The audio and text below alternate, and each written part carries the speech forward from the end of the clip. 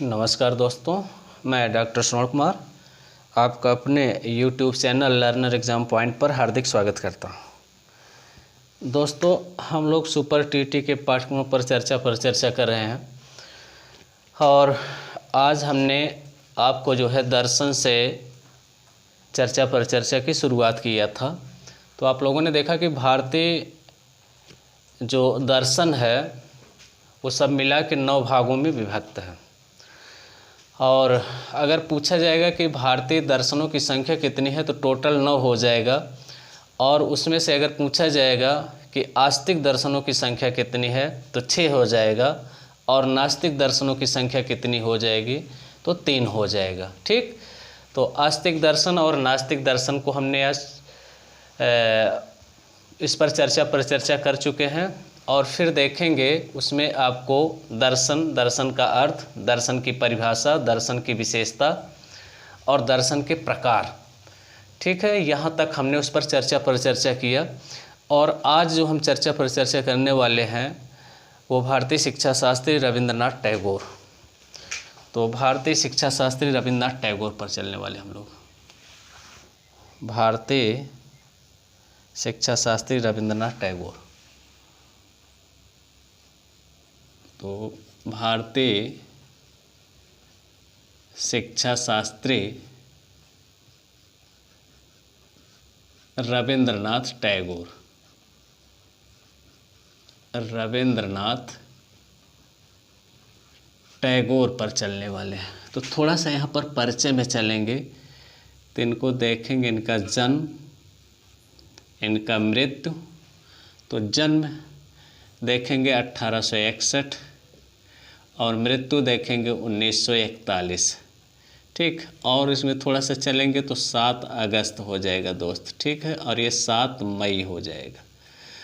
तो जन्म हो गया, कहाँ हुआ था तो इसको देख लीजिएगा, कोलकाता।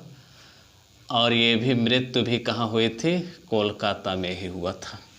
पिता का नाम देख लीजिएगा तो देवेंद्रनाथ टैगोर, देवेंद्रनाथ टैगोर। और माता का नाम देखिएगा, माता का नाम, तो माता का नाम यहाँ पर हम लोग चल रहे हैं भारतीय शिक्षा शास्त्री पर। तो भारतीय शिक्षा शास्त्री में आपने देखा रविंद्रनाथ टैगोर का जन्म 7 मई 1861 को कोलकाता में, मृत्यु जो है 7 अगस्त। ठीक है, और 1941 को पिता का नाम देवेंद्रनाथ टैगोर या ठाकुर। और देखेंगे माता का नाम यहाँ पर जो है शारदा देवी। क्या हो जाएगा दोस्त, शारदा देवी। और पत्नी का नाम यहाँ पर देखिएगा मृणालिनी देवी। क्या थी, मृणालिनी देवी। तो जन्म हो गया, मृत्यु हो गया, पिता हो गया, माता का नाम हो गया, पत्नी का नाम हो गया। और यहाँ पर देखेंगे बचपन का इनके नाम बताइए। तो यहाँ पर देखेंगे रविंद्रनाथ टैगोर के बचपन का नाम पूछ रहा। तो बचपन का नाम यहाँ पर देखिएगा रवि। तो इनके पिता अक्सर इनको रवि के नाम से पुकारते थे, इसलिए जो है बाद में चल के इनका फुल नेम बना रविंद्रनाथ टैगोर। तो हो गया आपका परिचय किसका, रविंद्रनाथ टैगोर का। आगे चलते हैं इसमें। हाँ, यहाँ पर देखिएगा एक पॉइंट्स, 1919 तक राजनीति से जुड़े थे, राजनीति से जुड़े थे। कौन, रविंद्रनाथ टैगोर। तो ये पूछा जा सकता है कि रविंद्रनाथ टैगोर जो है राजनीति के क्षेत्र में कब तक कार्य किए थे। तो ये जो है 1919 तक। अब इनकी परिभाषा यहाँ पर देख लीजिएगा, ये परिभाषा इम्पॉर्टेंट है। रविंद्रनाथ के अनुसार, रविंद्रनाथ टैगोर के अनुसार इन्होंने क्या कहा है, इस परिभाषा को ज़्यादा महत्वपूर्ण दीजिएगा क्योंकि पूछी जा चुकी है। सर्वोत्तम शिक्षा वह है, सर्वोत्तम शिक्षा वह है जो, सर्वोत्तम शिक्षा वह है जो हमारे जीवन, सर्वोत्तम शिक्षा वह है जो हमारे जीवन को समस्त सृष्टि से, जीवन को समस्त सृष्टि से समायोजन, सर्वोत्तम शिक्षा वह है जो हमारे जीवन को समस्त सृष्टि से समायोजन स्थापित करती है, समायोजन स्थापित करती है। तो ये यहाँ तक कंप्लीट हुआ। फिर से देखिएगा, भारतीय शिक्षा शास्त्री, हम चल रहे हैं रविन्द्रनाथ टैगोर पर। इनका जन्म देखिएगा 7 मई 1861, मृत्यु देखिएगा 7 अगस्त 1941 कोलकाता में। पिता देवेंद्र नाथ ठाकुर, चाहे ठाकुर है चाहे टैगोर एक ही चीज़ है दोस्त, ठाकुर। और माता का नाम शारदा देवी, पत्नी मृणालिनी देवी। रविन्द्रनाथ टैगोर के बचपन का नाम क्या था? रवि। ठीक है, आगे चलते हैं।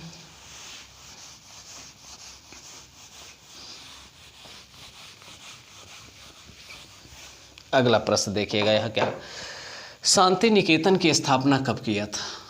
तो यहाँ पर देखेंगे शांति निकेतन की स्थापना पूछ रहा है, और विश्व भारती की स्थापना, विश्व भारती की स्थापना।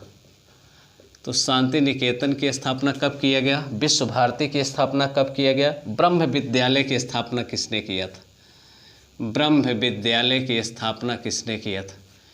ब्रह्म विद्यालय की स्थापना देखिएगा। और एक प्रश्न और ले लीजिएगा यहाँ पर, और देखिएगा, विश्व भारती केंद्रीय विश्वविद्यालय कब बना? विश्व भारती केंद्रीय विश्वविद्यालय कब बना?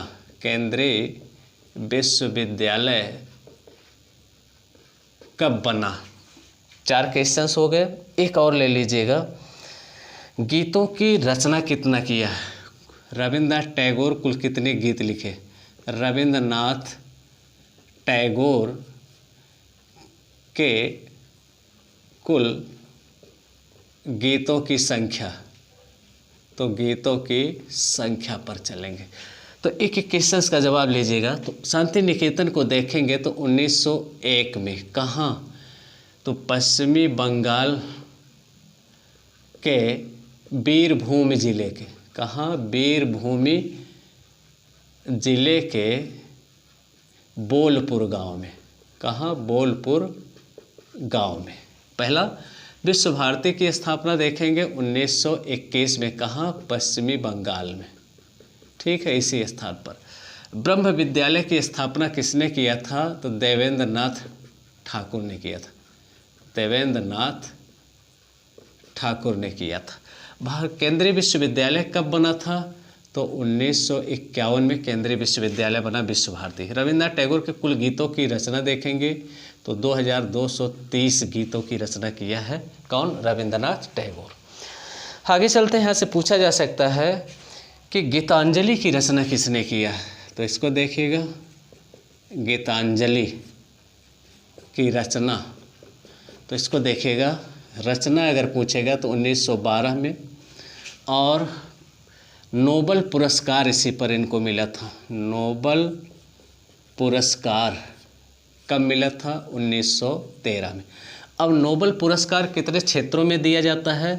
तो उसको देखेंगे, शांति के क्षेत्र में, साहित्य के क्षेत्र में, और शांति के क्षेत्र में, साहित्य के क्षेत्र में, और देखेंगे भौतिक विज्ञान के क्षेत्र में, भौतिक विज्ञान के क्षेत्र में, रसायन विज्ञान के क्षेत्र में, रसायन विज्ञान के क्षेत्र में, और देखेंगे यहाँ पर तो शांति, साहित्य, भौतिक, रसायन, और देखेंगे चिकित्सा विज्ञान के क्षेत्र में, चिकित्सा विज्ञान के क्षेत्र में, और देखिएगा 6 क्षेत्रों में दिया जाता है। साहित्य, शांति, साहित्य 2, भौतिक विज्ञान, रसायन 4, चिकित्सा विज्ञान के, शांति के क्षेत्र में, साहित्य के क्षेत्र में, भौतिक विज्ञान, रसायन विज्ञान, चिकित्सा विज्ञान के क्षेत्र में, और देखिएगा यहाँ पर अर्थशास्त्र के क्षेत्र में। किस क्षेत्र में? अर्थशास्त्र के क्षेत्र में, अर्थशास्त्र के क्षेत्र में। तो यहाँ पर देखेंगे शांति जो नोबल पुरस्कार जो दिया जाता है वो कितने क्षेत्रों में दिया जाता है? शांति, साहित्य, भौतिक, रसायन, चिकित्सा, अर्थशास्त्र, ठीक है, 6 क्षेत्रों में दिया जाता है। शांति, साहित्य, भौतिक विज्ञान, रसायन विज्ञान, चिकित्सा विज्ञान और अर्थशास्त्र के क्षेत्र में दिया जाता है क्या, नोबेल पुरस्कार। अब देखेंगे नोबेल पुरस्कार की शुरुआत कब से हुई है, तो इसको देखेंगे इसकी शुरुआत किसने किया। तो इसकी शुरुआत पर हम चलेंगे तो स्वीडिश ने, कौन किया था, स्वीडिश। कब किया था, 1900 में। तो नोबेल देने की प्रथा जो है 1900 में स्वीडिश में जो है नोबेल की शुरुआत की गई थी। ठीक है दोस्त, नोबेल पुरस्कार की शुरुआत 1901 से स्वीडिश वैज्ञानिक अल्फ्रेड को नोबेल की याद में दिया गया था। ठीक है, तो यहाँ पर देखेंगे स्वीडिश नोबेल फाउंडेशन की शुरुआत, स्वीडिश नोबेल फाउंडेशन की शुरुआत जो पूछा है यहाँ पर, तो नोबेल फाउंडेशन की शुरुआत जो है वो हो जाएगी 1900 में। ठीक है, इसकी शुरुआत स्वीडिश नोबेल फाउंडेशन की शुरुआत 1900 में किया गया था। और देखेंगे पहला नोबेल, यहाँ पर देखेंगे नोबेल पुरस्कार की शुरुआत जो हुई है वो 1901 से हुआ। अब यहाँ पर पूछेगा कि नोबेल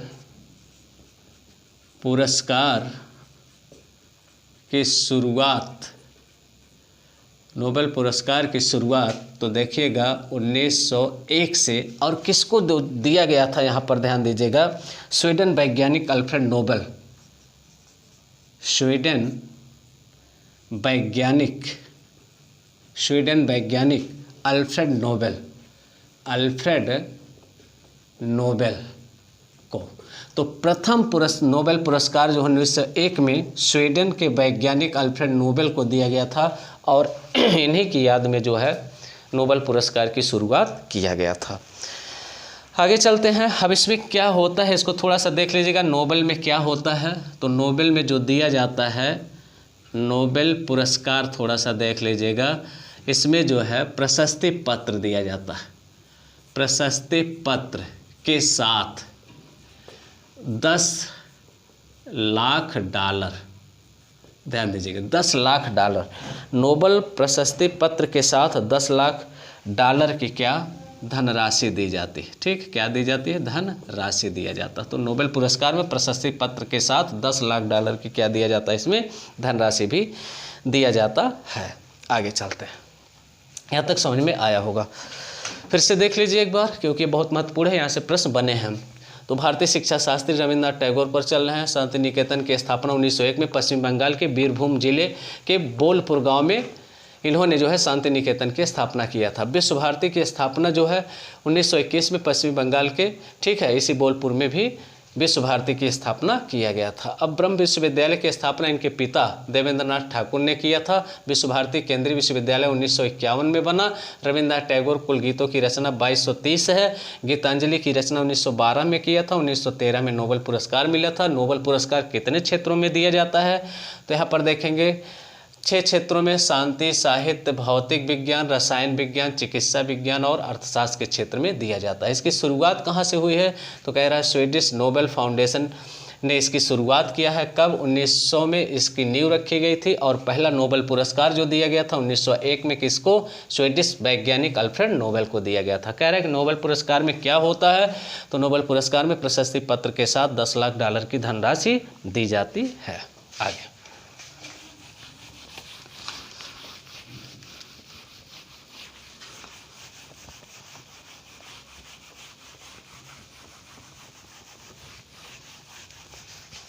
हाँ, अब देखिए यहाँ से और जो प्रश्न बन सकता है वो पूछा जा सकता है कि किस शिक्षा पर बल दिया है। तो देखिएगा रविन्द्रनाथ टैगोर ने बाल केंद्रित शिक्षा पर बल दिया। किस पर, बाल केंद्रित शिक्षा पर बल दिया। पहला, बाल केंद्रित शिक्षा पर बल दिया। दूसरा, यहाँ पर प्रश्न आपसे पूछा जा सकता है कि प्रकृति में विशेष किसको ज़्यादा महत्व इन्होंने दिया है, तो प्रकृति को ज़्यादा महत्व दिया।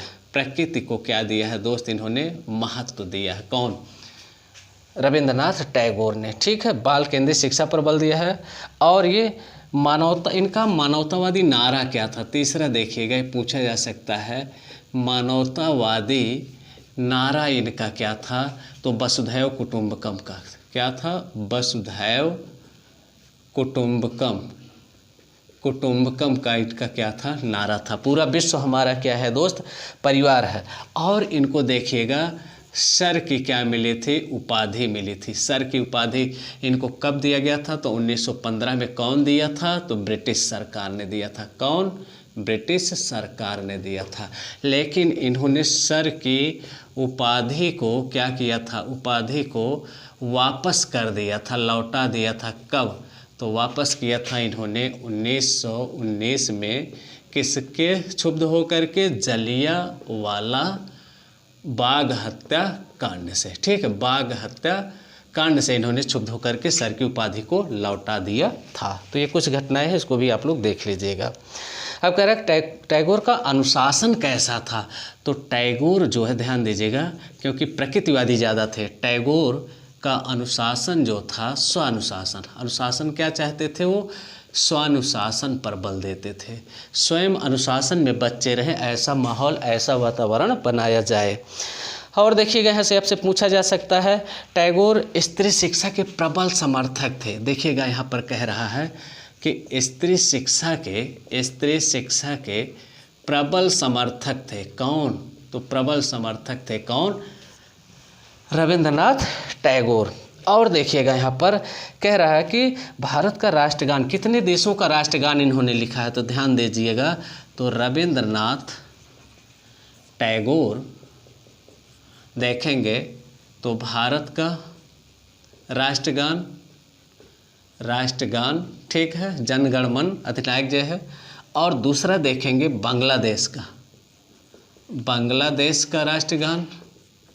और देखिएगा इन्हीं से प्रेरणा लेकर के श्रीलंका का राष्ट्रगान, ठीक है, लिखने में जो है अहम भूमिका किसकी रही है, रविंद्रनाथ टैगोर का। ठीक, आगे चलते हैं, इतना समझ में आया।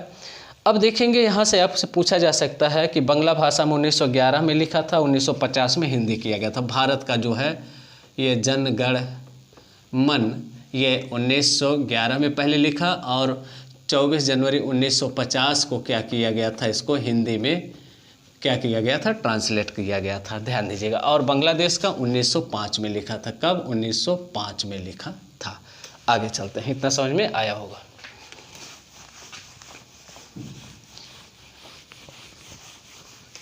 अब देखिए यहाँ से जो प्रश्न बन सकता है तो ये बन सकता है कि रविंद्रनाथ टैगोर का शिक्षा दर्शन क्या है। अब देखिएगा इनका शिक्षा दर्शन थोड़ा सा देखिएगा, जहाँ से प्रश्न बने शिक्षा दर्शन देखिएगा तो इनमें देखिएगा सबसे ज़्यादा क्या है, प्रकृतिवाद। ठीक है, प्रकृतिवाद विचारधारा से ज़्यादा मिलता है। दूसरा उसी के साथ साथ इसमें आदर्शवाद भी है। तीसरा देखेंगे प्रयोजनवाद भी इनका दर्शन है और मानवतावाद भी इनका शिक्षा दर्शन है। और देखेंगे यहाँ यथार्थवाद भी, यथार्थवाद। तो यहाँ पर देखेंगे 5 दर्शन, प्रकृतिवाद, आदर्शवाद, प्रयोजनवाद, मानवतावाद और यथार्थवाद, इनका शिक्षा दर्शन है। ध्यान दीजिएगा, ये कई बार पूछा जा चुका है।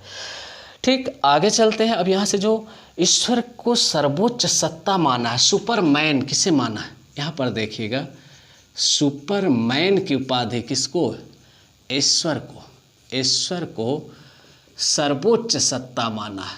सर्वोच्च क्या माना है दोस्त, सत्ता माना है। कौन, रविंद्रनाथ टैगोर। ईश्वर, सुपरमैन कहा है किसको, ईश्वर को। और देखिएगा क्या क्या इन्होंने बल दिया है, बालक के सर्वांगीण विकास पर बल दिया। किस पर, सर्वांगीण विकास पर बल दिया।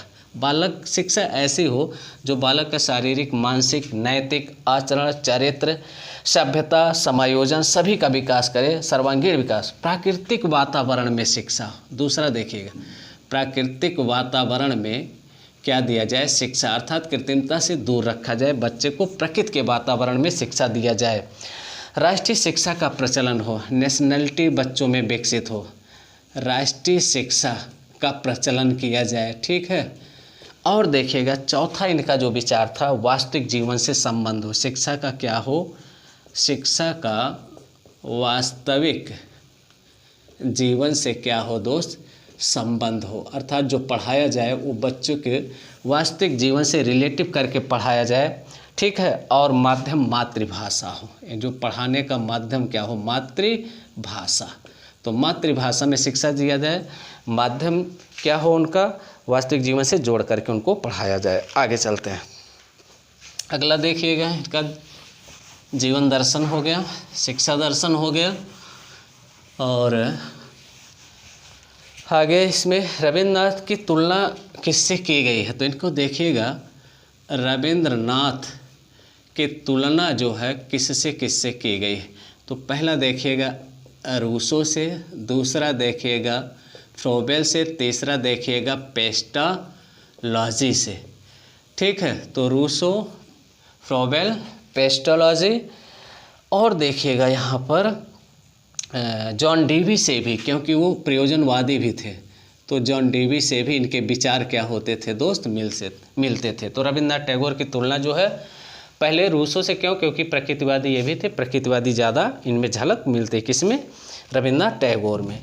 टैगोर का विश्वविख्यात रचना क्या है, देखिएगा यहाँ पर कह रहा है कि विश्वविख्यात रचना बताइए।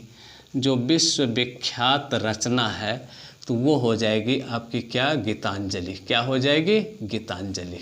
ये विश्वविख्यात रचना है किसकी, रविंद्रनाथ टैगोर की।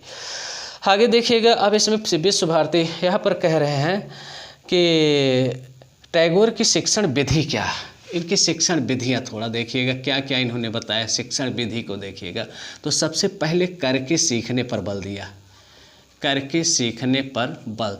दूसरा यहाँ पर देखिएगा वाद विवाद व प्रश्नोत्तरी पर बल दिया, प्रश्नोत्तरी पर। फिर देखिएगा पर्यटन विधि पर बल दिया, किस पर, पर्यटन विधि या भ्रमण विधि पर इन्होंने क्या किया है, बल दिया। मॉन्टेसरी विधि पर बल दिया इन्होंने, किस पर, मॉन्टेसरी विधि।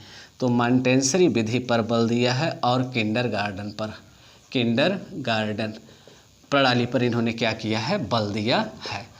तो करके सीखने पर, वाद विवाद, ये सब विधियों पर जो है ज़्यादा से ज़्यादा इन्होंने क्या दिया है, बल दिया है।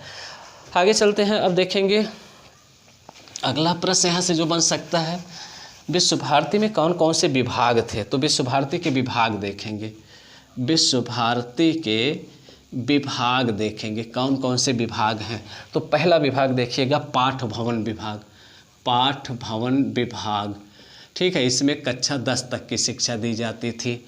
दूसरा देखिएगा शिक्षा भवन, शिक्षा भवन जो था इसमें जो है इंटरमीडिएट की शिक्षा दी जाती थी, किसकी, इंटरमीडिएट की शिक्षा दी जाती थी। तीसरा देखिएगा यहाँ पर विद्या भवन, विद्या भवन, तो यहाँ पर स्नातक एवं पीएचडी की शिक्षा दी जाती थी। चौथा देखिएगा विनय भवन, विनय भवन में जो है शिक्षक प्रशिक्षण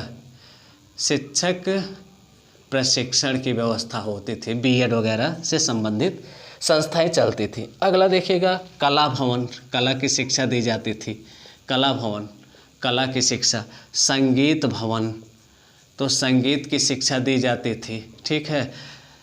यहाँ पर देखेंगे चीनी भवन, तो चीनी भवन में जो है चीन साहित्य की शिक्षा दी जाती थी। और देखिएगा यहाँ पर आपका हो जाएगा कला भवन, चीन, हिंदी भवन, तो यहाँ पर देखेंगे हिंदी भवन में जो है हिंदी साहित्य की शिक्षा दी जाती थी, इसका हिंदी साहित्य की शिक्षा दी जाती थी। तो ये हो गया भारतीय विश्व भारती के विभाग, ठीक है दोस्त। इसमें से कुछ क्वेश्चंस बचे हैं क्योंकि समय भी बहुत हो रहा। जी नमस्कार।